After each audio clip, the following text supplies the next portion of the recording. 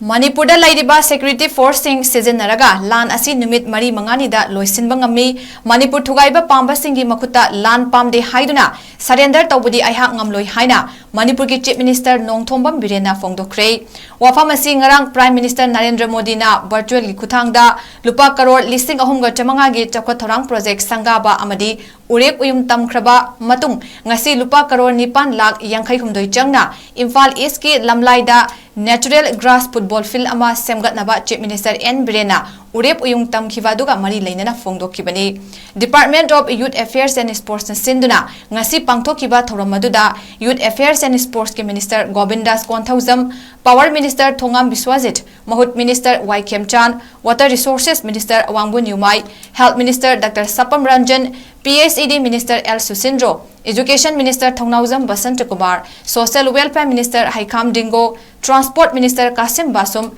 Rajya Sabha ki MP Maharaj Laisim Basana Jawba Lamlai AC ki MLA Khongban Tabam Ibomcha Yas ki Director T Fulen Mitaina Chingba Masak Naiba Miyoi kya su saruk yaki Thoramaduga mari leinana CM Birena hai lamdam masida thokliba irang asida hauzikti Manipur kanba pambana kanano amadi Manipur thugaiba pambana kanano haibasi miyamna nongmagi khangdarakle haiki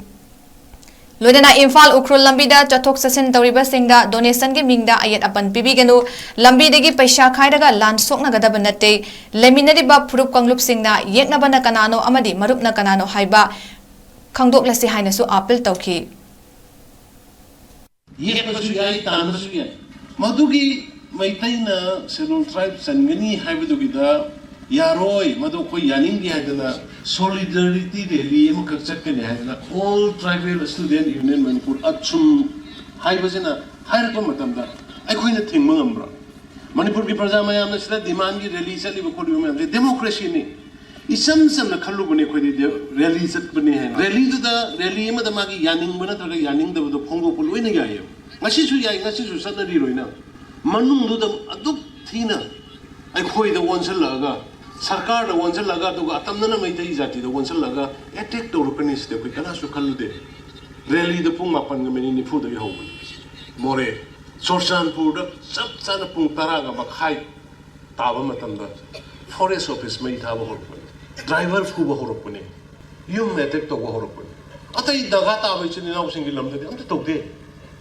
अतई Naga की चिनाव को indigenous people sing ताब Tamil Nadu the तौदे उखुर the तौदे सेनापति the तौदे Amzong da tawde kan tawde sigi pose koi khangdaba yaroi lan kamai loigani akhoi ne attack tawru sunate moine attack tawru pune khoi dinga thopune hoji phaw da Bharat sarkar gi Manipur sarkar gi se lan nga thoi maram de khoi Manipur gi praja kandaba yadaba gi Bharat ki praja kandaba yadaba gi tawrai bu lan je kanana no se khoi khamina batai kari gi tawrai no su khamina batai Manipur gi apun basatam kai ba yaroi ha je kanana hai Manipuri sing high, indigenous people sing high. Thugai na gi honor puna kanano, madu koi khangmin na batai. Thugai na ba honor jingdu ki makutta koi lan pam de na koi surrender tawudra. Tawudra, ai di tawroi ba, ai surrender taw. Laiba kai ba yaroi koi aduga